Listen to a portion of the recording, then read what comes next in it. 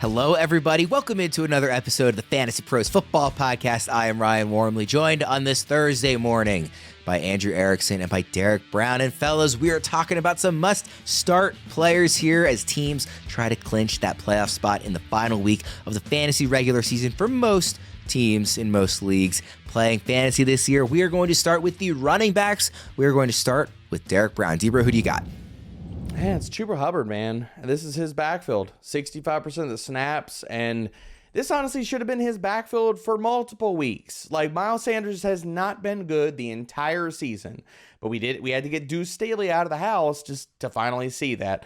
So he played 65% of the snaps. He got 25 freaking carries, and this week, the reason I want to start Chuba Hubbard is Carolina's got to move the ball somehow. It's going to have to be on the back of the run game, and New Orleans should allow them to do that. Their run defense has been terrible since week 8, second highest yards after contact per attempt, and the highest yards per carry to zone runs. Chuba Hubbard, I mean, look, guys, I'm probably going to have him ranked inside of my top 24 running backs for the week, as crazy as it sounds. He's outside the RB2 range in ECR. He's RB27, so just a couple of spots behind there. But everybody in the Fantasy Pros team has him in that back-end RB2 level. So I assume you agree, DBro, that RB27, that's just too low by a couple spots. It's too low. Yeah. I've got him at RB22 right now in my ranks. Yeah, I mean, to your point, like, he's coming off back-to-back good games. He scored 3 touchdowns across the last 2 weeks. Like, only 45 yards rushing against Tennessee, but Tennessee does that to a lot of people.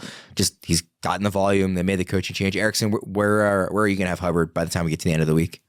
I have him right now RB21. So, I mean, anytime I can bet on Chuba Hubbard and against Miles Sanders, shout out to the under cashing on his rushing attempts last week. It was 8.5. He had 8 rushing attempts, so it was sweaty, but we came through. I was able to feed my family last week, so very happy about that. Nice. All right, Erickson, well, who's your must-start running back this week?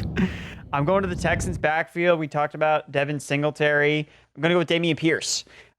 He's the one that kind of took back over the backfield last week that he was fully healthy. And look, you don't throw the ball on the Jets.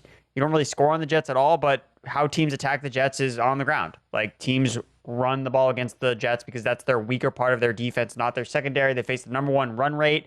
And when you look at what Houston has done in terms of positive matchups against the run, against teams like Denver, Arizona, Cincinnati, and Carolina, they have a negative pass rate over expectation in those games. So Bobby Slowick realizes, hey, attacking the Jets through the air without Tank Dell, this is probably not a recipe for success, even though we have CJ Stroud. So I envision them are going to run the ball a little bit more, and Dameon Pierce was that guy last week on early downs. He's getting the goal line work, so I think that he's ultimately the best Texans running back to play in this spot.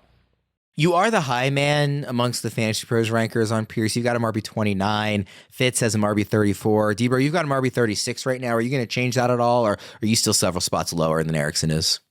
No, I'm going to flip him and Singletary. I meant to do that this morning. I'm going to have Dameon Pierce probably RB32. I think it's an interesting conversation, like him versus the immovable force of A.J. Dillon or Keaton Mitchell, somewhere in that range.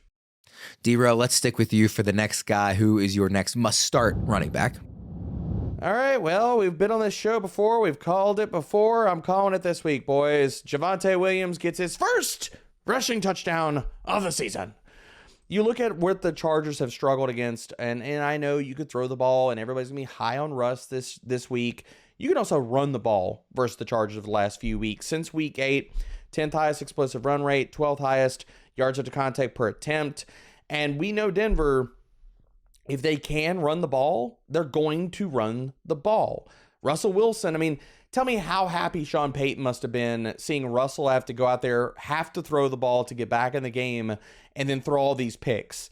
It's not going to happen. Denver's going to turtle. They're going to feed Javonte, and he's going to score this week.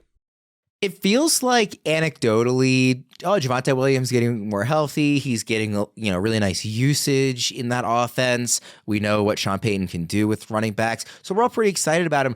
The production hasn't actually totally panned out that well. Weeks 8 and 10, he was RB9 and RB6.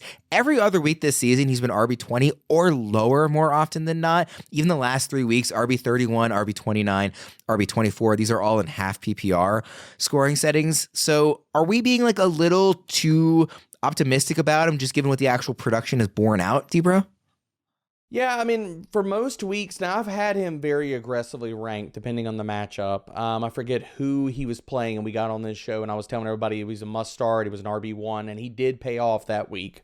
But in most weeks, I've had Javonte in the mid RB2 range, low end RB2 range, just depending on how we're looking at game script. I think that this matchup, everybody is going to automatically gravitate to how bad the Chargers secondary has been and be like, oh, we're going to be high on Sutton, we're going to be high on Russ, and things like that. But I think the other thing that people are going to miss the boat on is that, yeah, that secondary has not been good. The run defense has actually been, you can make a pretty good case, they've been worse in the last few weeks. Yeah, Erickson, what are your quick thoughts on Javonte? Look, you listed out those finishes. How many games did he score a touchdown in those? Probably none. Like, that's why he's not in a higher tier, because he just hasn't found the end zone, because Courtland Sutton is the only Denver Bronco that can score touchdowns. It's in the bylaws of this year, not last year. So I think that, yeah, eventually regression's going to kick in. I talked about Javonte. I talked a big game about Javonte scoring last week. He did not come through. So, DBro, good luck to you. Two tutties. Gonna go with 2 tutties this one. All right, let's double down. I hope so. Can you guys believe we are this deep into the NFL season? We've got to make every second count. With DraftKings Sportsbook, you can make the most out of every game day. Bet on your favorite teams for a shot at winning big bucks. New customers can score $150 instantly in bonus bets for betting 5 on any matchup. We had a lot of teams on bye last week, and we have to sit through an absolutely hideous game tonight in Steelers-Patriots. Hopefully by the time you're listening to the show, you're already past that and don't have to look forward to Steelers-Patriots on Thursday Night Football with backup quarterbacks. That looks terrible. But we get to make up for it with some amazing matchups on Sunday. We've got Philly-Dallas, Seahawks-Niners, Jags-Browns, Rams-Ravens, of course, Bills-Chiefs, with Kansas City laying 1.5 at home. That game is going to have major AFC playoff implications. However you plan to bet that one, get in on the action with DraftKings Sportsbook, an official sports betting partner of the NFL. Download the app now and use code FANTASYPROS. New customers can score $150 instantly in bonus bets for betting just $5 on the NFL. Only on DraftKings Sportsbook with code FANTASYPROS. The crown is yours. Erickson, the YouTube version of this show will probably be out by the time the game kicks off, but Steelers, Patriots, how are you betting that one on DraftKings? Just correlating all the player prop unders, because I think that the game total tells you all you need to know. Like, there's not going to be a lot of points scored in this game. There's not going to be a lot of yards in this game. But we see sometimes with 2 bad teams, weird stuff happens. Red zone turnovers, interceptions. I mean, is Trubisky going to throw a pick? Probably. Could it be a pick 6? Patriots haven't scored on defense this year.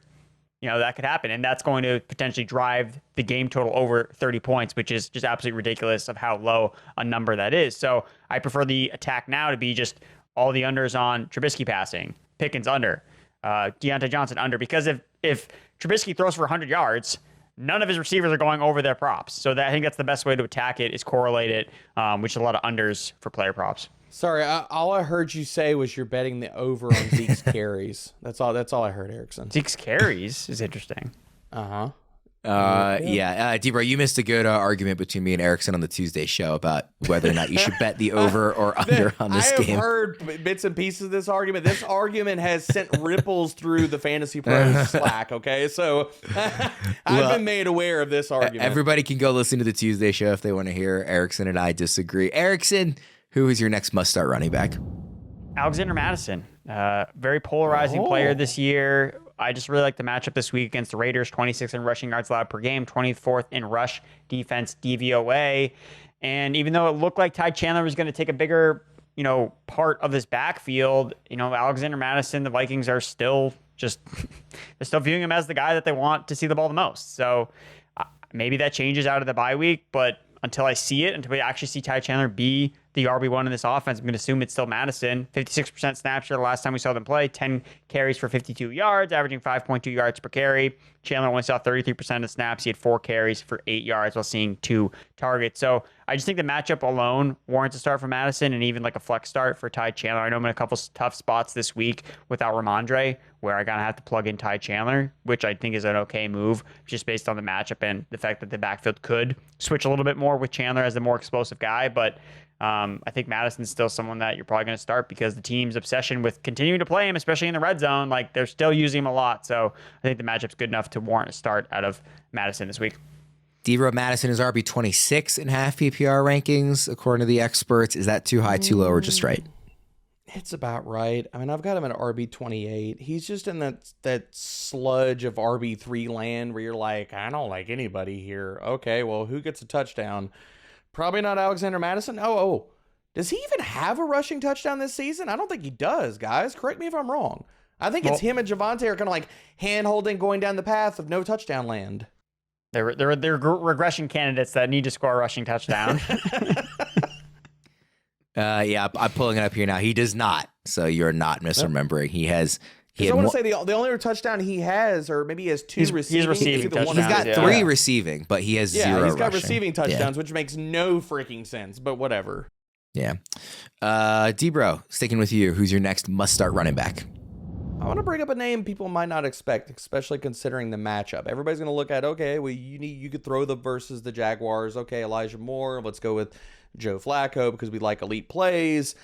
I like Jerome Ford this week. This Jacksonville run defense has taken a big step back. Now, over the first few weeks of the season, I was writing them up consistently in the primer and saying, stay away from these guys. They're really good. But since week 8, that has not been the case, man. Highest missed tackle per attempt rate in the NFL since week 8. They are giving up the 5th highest yards per carry to gap runs, which might not sound like a lot off the surface. 5.1 yards per carry to gap runs, which is 53% of Jerome Ford's rushing total. So I think Jerome Ford could come out and have a good game. We've seen him play 60% plus the snaps. He gets 15 to 20 touches in this game. I think he's a fantastic start, and a lot of people are going to disagree with that. Erickson, who's your next must start? Keaton Mitchell, the Ravens RB1. Worm knows it. So last time we won't get any pushback from Worm. That's last time we saw Keaton Mitchell play, he led the backfield with a 46% snap share, 64 yards on 9 carries. Led the backfield in first half carries. He saw a season high in touches and snaps. So what do we see from teams after their bye weeks? We see them involve rookies more. Like we just see that as this like post bye week rookie bump in terms of usage. So I think that they kind of give us a taste of, hey, this is Keaton Mitchell as RB1 in this backfield. And I think we're going to see more of it. So again, the Rams are a good run defense, but I'm just playing the game total. I'm playing that the Ravens hammer teams at home, especially if they're in the NFC. So again, I don't like the matchup on paper, but I think that Mitchell leads the team in touches. I think that he's still explosive enough to rip off some big runs here and there, especially if the weather's not great. They're going to lean on the run game a little bit more. They still don't have Mark Andrews, so they're still looking for another weapon in the red zone. I think Keaton Mitchell's that guy. So for me, I'm going to just kind of get ahead of the trend here with Keaton Mitchell. We saw great usage before the bye week. I think that continues. So I like starting him as my highest ranked Ravens running back this week. I'm going to make Worm happy here. I'm telling you right now that going into the offseason and going into next year, unless this backfield changes, I'm going to be drafting a crap ton of Keaton Mitchell. Like, his numbers pop. He's explosive. I don't think that they do anything in the offseason to add to this backfield. Like, everything I've heard whispers about the running back class is not amazing. Could we see Keaton Mitchell walk into next year being the starter and, like, capping off an awesome stretch run, man? Like, I love him, man.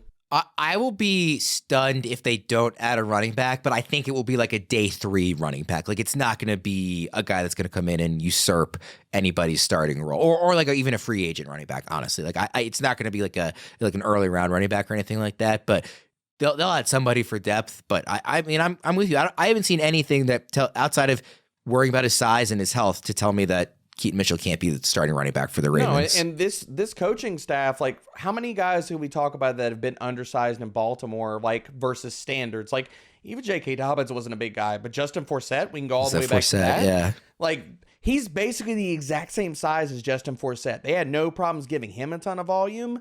Keaton Mitchell could easily be the same thing. Yeah, he's one spot ahead of Gus Edwards. You know, speaking of the Ravens backfield in ECR this week, he's RB29. Erickson, is that a little low maybe for Mitchell? I mean, it just kind of with the ambiguity of, okay, do they continue to ride him? That's what I think. So I'll be more aggressive on it. But I understand with a lot of rankings, you are looking at the median of the outcomes. And it's like, you can't rank him too. If we knew he was going to be the guy, he'd be ranked as a top 20 running back. But There's still a chance that they still split with Gus. Does he get the red zone work? Gus has really been the guy there. But, you know, if the usage, that's why I said I'm trying to get ahead of the trend. Like, yeah. I think that's going to continue from what we saw before the bye Erickson, week. can I ask you 2 of your favorite things? Is it Mattison or Mitchell if you have to start one of them? I would start Mattison. Okay. DBro, that was one of my who do I start questions for Erickson that you decided to step on there. We will jump into that section now. This is a tool now that you're is looking at the show outline, magically just messing up Worm. I don't tell you the comparisons I'm going to do ahead of time because I want you guys to sort of give me your instant, immediate reactions. But that is kudos. My rankings reflect Mitchell over Mattison over Mitchell. That is the risk. The Who Do I Start tool is free to use at fantasypros.com/start. You guys can head there and put in your own starter sit questions up to 4 players at a time. You can even pick and choose from which experts your decision draws. Again, this is free to use at fantasypros.com/start. Erickson, I'll just start with you since DBro already jumped the gun. He already asked Keaton Mitchell or Alexander Mattison. I will ask Dameon Pierce or Zach Charbonnet. Dameon Pierce. How about Alexander Mattison or Jerome Ford? DBro's guy. I'll start Mattison. DBro, Chuba Hubbard or Keaton Mitchell? I'm going Hubbard. It's volume. I mean, Hubbard's going to get 20 plus carries alone. There's no way that Mitchell sniffs anywhere close to that, even total touches. How about Jerome Ford or Breece Hall? I'm going Ford. Like, what is Hall? Like, we're still so married to that name. Like, Hall has not run for 100 yards. What is it, only once this year versus Denver? Mm-hmm. I don't even know if the Jets get into the red zone. How about Javonte Williams, speaking of Denver, or Joe Mixon? Ooh. Two of my favorite things. I think I'm going to go with Mixon on this one. Who do you like in those two, Erickson, Javonte or Joe Mixon? Yeah, so I have Javonte ranked higher. My only reservations about Mixon are obviously he was the RB1 last week. And Grover Stewart's back for the Colts. So the run defense has been horrible since he's been suspended, but he's going to be back this week, and he's not coming off an injury. He's just been suspended. So I think that Mixon's rushing production could be more lackluster than what we've seen the Colts give up on the ground. But that game environment's pretty good between the Bengals and Colts. I kind of like that. So I already bet the over for it too. But I think I still lean on Javonte. DBro, give me your first must-start wide receiver. All right, well, I know it's been a tough path. I know that he's still got to contend with Desmond Ridder, but I think that Drake London needs to be in lineups this week, and a lot of it's just the matchup, man. Versus the Buccaneers, they've allowed the 10th most PPR points per target to perimeter wide receivers, second most receiving touchdowns since week 8. So I get it's not pretty, and I'm not telling people to believe in Desmond Ridder, but you need to believe in the talent of Drake London. I can't wait to see London when he gets a good quarterback. Oh, my Lord. It's going to be fantastic. Where are you ranking him this week? London, I've bounced him around in ranks. I've had him anywhere from like a low-end 2 to a high-end 3. He's wide receiver 30 in ECR, for the record. I've got him wide receiver 27. He's somewhere in the same conversation as... I think him versus Garrett Wilson is an extremely interesting conversation, both dealing with quarterbacks and in pretty good matchups. Are you confident in London under Arthur Smith if the quarterback improves, or do you think he needs a different head coach as well? He needs different all the above. Just cleanse it, burn it all down. Just cleansing by fire. That's what would need to happen. Yeah. Erickson, give me your top must-start receiver. Brandin Cooks. Brandin Cooks in a great matchup this week against the Eagles. Going to be a shootout. Cooks has 40-plus receiving yards in 5 of his last 6 games. He's been a wide receiver 2 in 4 of his last 6 games. So, look, the Eagles have like one of the worst pass defenses in the NFL. Like, I get that they're 10-2 or whatever their record is, very, very solid, but their defense is horrible. Like, it's really, really bad, and I think Dak Prescott is going to rip them to shreds, and I think Brandin Cooks has really carved out that wide receiver 2 role ahead of Gallup, ahead of Tolbert. Like, those guys are buried on the depth chart where Cooks is involved, especially as of late since this offense started to cook. So I really like Brandin Cooks. Where do you have him ranked? He is wide receiver 24 for me. Yeah, he's definitely somebody that, like, have we said his name on this show this season? I'm not actually sure we have. We have not. I would need to go back and check, but I really don't think we have. No. Well, he wasn't doing anything when the Cowboys offense kind of started out slow. Like, there wasn't enough for him to do anything. So people kind of forgot about him. But then they kind of came to fruition. It was like, hey, you want this part of this offense, Cooks is a really cheap access point to it. And now we're kind of seeing that play out where, oh, he is that other piece. Again, not putting up like Lamb wide receiver 1 numbers, but putting up very solid numbers because he's just in an offense that is one of the best at passing the ball. Yeah, I mean, his wide receiver finishes in half PPR to start the year, 76, 89, 61, 81. Then he went 19, 21, but then 97. So, yeah, those first really 9 weeks, he only had 2 startable games, and even those were just wide receiver 2 weeks. We talked about this off air and stuff. You want to talk about the quarterback that could be in the MVP conversation? Dak Prescott's playing. That should be in the MVP conversation. Yeah, he is. I mean, he's playing amazing football. I think he's tied with Hurts as the favorite. As he should be. He's he been should awesome. be the runaway favorite right now. The whole offense has been really, really fun to watch the last month and a half or however long it's been. DBro, sticking with you for your next must-start receiver. All the favorite things here, boys. Courtland Sutton. He just continues to score touchdowns. Just is what it is. And look at the matchup I talked about. I like Javonte this week. I also like Courtland Sutton. I mean, the Bolts, looking at them since week 6, 14th in PPR points per target and receiving yards per game allowed to perimeter wide receivers.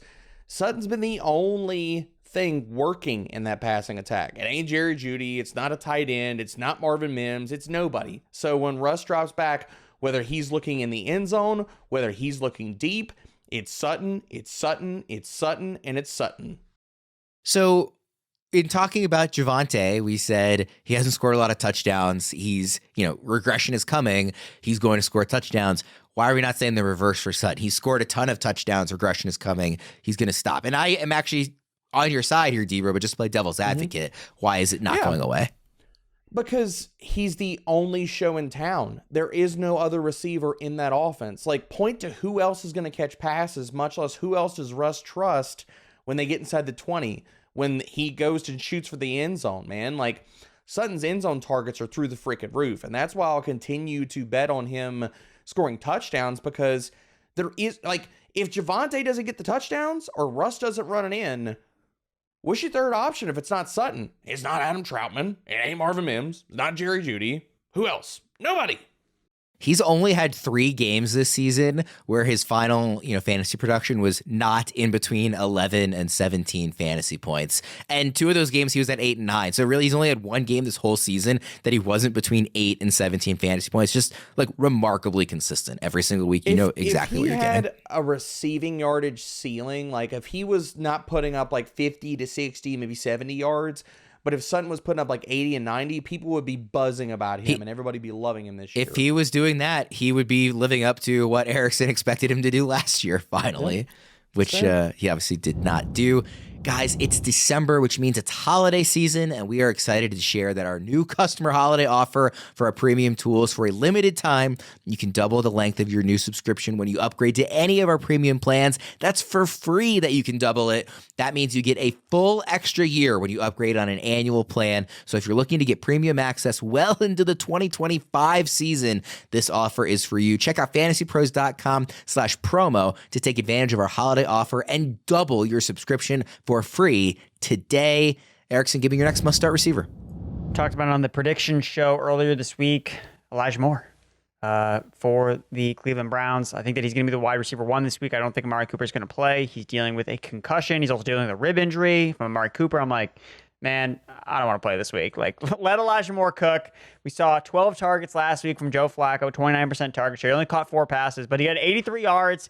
He had over 250 air yards. I know a lot of them were prayer yards where it's like, there's no way this guy's going to catch this ball, but hey, at least Joe Flacco is looking for him down the field, which we just haven't really seen a lot from this Browns offense. We just saw the Jaguars secondary get shredded by Jake Browning on Monday Night Football. Their secondary has kind of been a mess all year long, allowing the 4th most fantasy points per game to opposing perimeter wide receivers. And I point that out because Elijah Moore last week actually played his lowest slot snap rate of the season. So Moore is usually looked at as, oh, he's the slot guy. Not the case last week. They moved him outside a little bit more. David Bell was the slot receiver with Cedric Tillman also working on the perimeter. So Elijah Moore, like, even if Amari Cooper plays, I still think that he's a strong flex play, especially with the matchup and the chemistry he already has with Joe Flacco. So again, it didn't, translate into a ton of fantasy production last week, but Elijah Moore is another player that we're talking about. When you just look at the total amount of yards he's seen, the total amount of targets, he only has 1 touchdown this year. Eventually, those are going to regress just based on the amount of usage he's getting. So I like Elijah Moore as an upside flex wide receiver 3 play this week. Yeah, Erickson. What jumped out to me? Go ahead, Warren. I was just gonna say, Erickson was right. We talked about it Tuesday. We were all over it last week. When Joe Flacco is a starting quarterback, I'm starting Elijah Moore.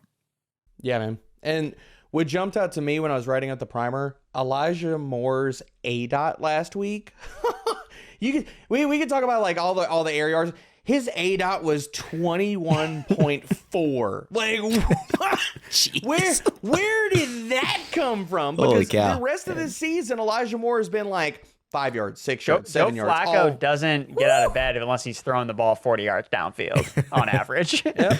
Hey, man, all the Flacco overs, baby. I hit the hat trick last week, so I'm here for it. I obviously don't like watching him on an AFC North team, but it is just fun watching Joe Flacco play quarterback. It just like takes me back to my, early days of Ravens fan. But yeah, like Worm, how torn would you be if Joe Flacco took the Browns to the playoffs and beat the Ravens in the playoffs? Don't. That's not going to happen. First, it can't happen. How torn would you be? For as fun as Flacco is, the Ravens defense would like completely smother him. I'm pretty sure John Harbaugh knows how to stop Joe Flacco. Yeah, like I'm not worried. Elite players play elite. They overcome the tough matchups. Man. It's not going to happen. So it's not worth me fretting about and thinking about the like nightmares and waking up in a cold sweat that would happen if it were to play out, because it's not going to happen. So you're going to think about it when you lay down tonight. I know it. Mm-hmm. Start Elijah Moore. DBro, give me your next must-start receiver. Oh, man. So the guy that I want to bring up here, and I know I'm going down the ranks a little bit here, but Khalil Shakir is a name that I want to bring up because I know people might be struggling for upside, especially at the flex or in deep leagues. I love Shakir, and I almost wanted to mention when we were coming up with names, I was like, I want to put 2 Bills guys on here because I love Gabe Davis and I love Khalil Shakir this week, man. But looking at Shakir specifically, he has been fantastic. Whenever they've given him an opportunity, since week 8, he's had 2.2 yards per route run. He's second on the team in deep targets. KC has struggled versus deep passing over the last few weeks, as well as they have struggled mightily. Everybody that's not getting covered by L'Jarius Sneed just goes off and has days. Like Jacoby Myers had a day versus KC. Khalil Shakir is going to have a day versus them. Since week 8, Kansas City is allowing the 3rd most PPR points per target to slot wide receivers. So it might sound like I'm trying to just go out on a limb, but high total game. If it's not Stephon Diggs catching bombs from Josh Allen, it's going to be Gabe Davis, and it's going to be Khalil Shakir. So who do you like better at value? Gabe Davis at wide receiver 33 in ECR or Khalil Shakir at wide receiver 48? I'll go Shakir. I love both of them this week, but I've got Shakir ranked at, where'd you say ECR was on him, Worm? 48. And that's in half PPR. I do expect that to go up a little. I'm looking for Shakir. Right, I've got him at 42, but I'm honestly considering, I'm going to pump him up. So Shakir, I've got a wide receiver 40. Where was Gabe Davis at? 33. I've got Gabe Davis at wide receiver 25. So you are much higher on Davis. I know Davis wasn't the pick here, but I'm curious since we brought him up and he's, going to be a guy that people have to make decisions on. Wide receiver 25 for you, Erickson. You got him wide receiver 36 currently. Fitz has him down at wide receiver 40. So DBro is definitely the high man. What are you not seeing on Gabe Davis, Erickson? I mean, it's Gabe Davis. I mean, he's like one of the most inconsistent wide receivers. DBro's just, he's putting in that this is a Gabe Davis week. And that's fine. And if you rank him accordingly, he's going to be a top 24 guy, not outside the top or in the 30. So the 30 range is really more of a hedge because it's really, he's either wide receiver 80 or wide receiver 20, on most weeks. So again, just look at the total. Should be a shootout. So he's going to go off this Gabe week. Davis. I'm calling it. And I actually like the call. It's like, it's probably going to be one of Shakir or Gabe Davis, and also you have to factor in how does the offense maybe change a little bit if Dawson Knox is back, are they running more 2 tight end sets? If Shakir's not on the field as much because they are doing more 2 tight end sets, then it's going to be more opportunities for Gabe Davis because now he's not competing with targets for another receiver. He's competing with targets with 2 tight ends. So yeah, I think that's definitely worth the upside play on Gabe Davis and Shakir. Going down the Davis just real fast, the other reason that I'm so high on him is because L'Jarius Sneed has been locked down this year. if he doesn't see any L'Jarius Sneed and he's on Stephon Diggs, the two corners Casey is running out there is a tandem of Jalen Watson and Joshua Williams. Joshua Williams is allowing a 66% catch rate, 119 passer rating and coverage. Jalen Watson's no better, 117 passer rating and coverage. Both of these guys have been getting shredded on the outside. Quickly, Gabe Davis's game log is just hilarious. His wide receiver finished since week 5, 7, 89, 88, 10, 135, 34, 136, 7, and then the bye week last week. So that's the Gabe Davis roller coaster. I know, it's just a roller coaster, baby. You ride it. You don't know when to get off. You must be this you don't know if tall you're to gonna ride puke, the Gabe Davis roller coaster. Yeah. Erickson, give me your last must-start receiver. Going to Josh Downs, so Colts rookie wide receiver. The Bengals have been one of these defenses that we've been targeting with our tight ends this year. We saw Evan Ingram have a really big game against them, specifically against the slot. So now with the Colts, I'm not coming on here saying, oh, you got to start a Colts tight end, because they used 4 different guys. They had 4 guys run 12 routes last week, and that is just pulling your hair out trying to figure out, well, you can't start any of these tight ends. But I do think that there is a semblance of, okay, the Colts defense is weak, the Bengals defense is weak over the middle of the field. So who do I know about the Colts? Josh Downs is their primary slot receiver. So I trust in Shane Steichen to expose the matchup inside for a guy like Josh Downs, who up until last week had really been the second guy in the offense. Now, Alec Pierce obviously popped off for a big week. That's going to happen. Just how often Alec Pierce plays. He's their downfield threat. I don't expect the targets necessarily to be there for Alec Pierce because they haven't been there all year long. It's really been Michael Pittman and Josh Downs. So Josh Downs coming off a less involved week. He only had 5 targets, 3 catches for 14 yards. Still was involved, ran a route on 79% of the dropbacks. So I think this is a buy low opportunity. Again, the last game we saw, Jaguars slot receivers, Christian Kirk, before he left the game, had a massive reception from the slot. Parker Washington, never heard of all year long. It just pops off a big game. Why? Because he was a slot receiver for the Jags. So I really like Josh Downs, kind of a sleeper player this week. Been kind of quiet the last 2 weeks, but I think he can pop off here in a matchup I like a lot for the Colts offense. DBro, who do I start? Tool, are you starting Drake London or Josh Downs?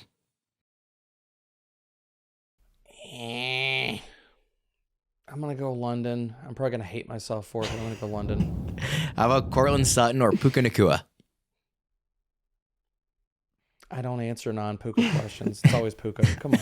Don't. He's a little banged up. He's facing the Ravens defense, bad weather. I know what you're doing. And Sutton's going to get in a touch. I'm just asking questions here. I see you, Worm. I know what you're doing. I'm just asking questions. Shakir is ranked low enough that I didn't want to pick a name, so just give me some names that you're starting Shakir over.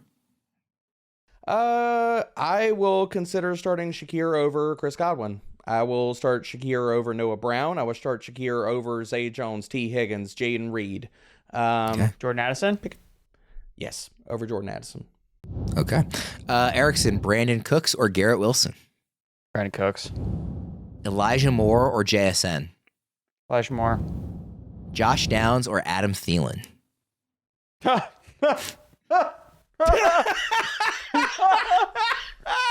Josh Downs. Adam Thielen still on a team? What?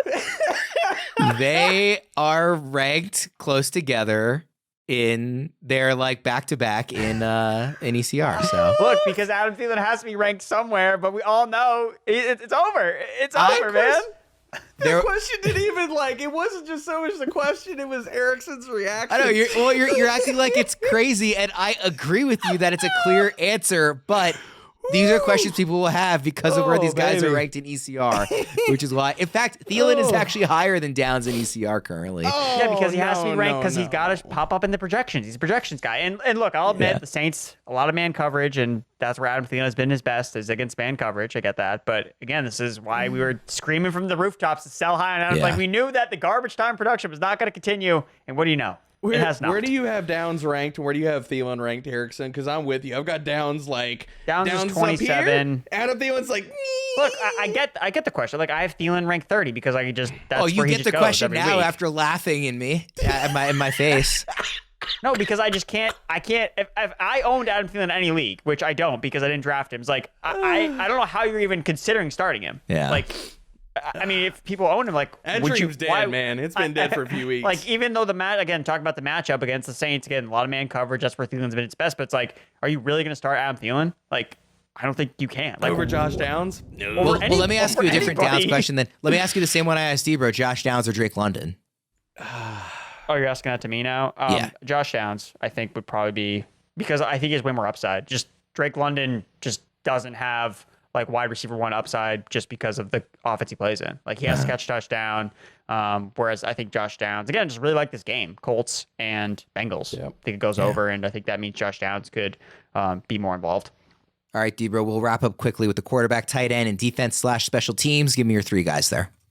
Oh, we got all of our Downs love out. Then I'm just going to go right back to Gardner Minshew, man. I mean, Yeah. the Bengals have been such a bad pass defense of the last few weeks. Since week 8, they're allowing the highest yards per attempt, 6th highest pass rating, and the highest adjusted completion rate. So Gardner Minshew is going to be the guy this week.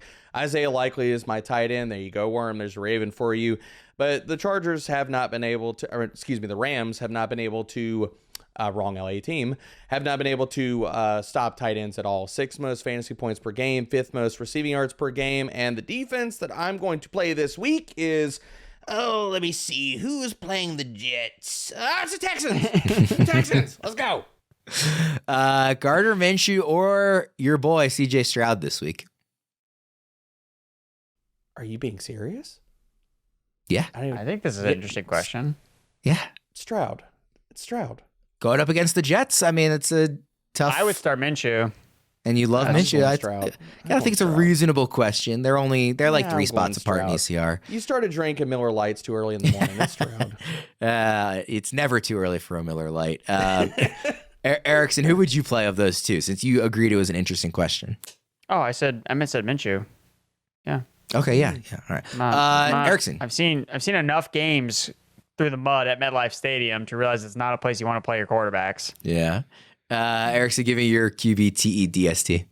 Jordan Love is another quarterback I'd start over CJ Stroud this week. I think he's a strong start. Fantasy QB1 over the last 4 weeks. And you just look at what the Giants do on defense. They're all the things that Jordan Love excels against, or he's shown that he's been really good against this year. Giants are a top 5 man coverage unit. Against man coverage, Love is tied for first in the NFL with 9 passing touchdowns, 7th in total fantasy points against man coverage. They blitz a lot. He's PFF's 5th highest graded quarterback against the blitz this season, and they're bad against play action. And Love ranks 12th in terms of play action rate this season. So all the things that Jordan Love does well and the offense puts him in position to do are good against the Giants. So I think it's a good matchup, even though on paper the Giants don't pop up as, oh, this team is really bad against quarterbacks. Just they're bad overall. It's just how teams attack them, usually is on the run, but the Packers are a better pass offense than running offense. When it comes to tight end, got this in early in the show sheet because it's the best play you can make. Cade Otton, I get 0 targets last week, which is actually incorrect. He had 1 target, but it was taken off because of an offensive pass interference call. Played 98% of snaps, ran a route on 30 of 32 Baker Mayfield dropbacks by the dip because the matchup last week was horrible, so he was predictably horrible. The Falcons are the team that keeps on giving to the tight end position, allowing 6th most receiving yards to tight ends this season. I guarantee Cade Otton got dropped in your league. I know he did because he got dropped in all my leagues. Scooped him up, starting him this week with confidence. Love Cade Otton. And then last but not least, DST, Packers DST, facing Tommy Cutlets, who has the #1 sack to pressure rate this season. When he gets pressured, he gets sacked on nearly 50% of those dropbacks. So the Packers are going to get a lot of sacks and then turnovers, etc. Sorry, Tommy Cutlets. Jordan Love or Justin Herbert. They're back-to-back in ECR. Still going to ride Herbert. DBro, what do you think about that one?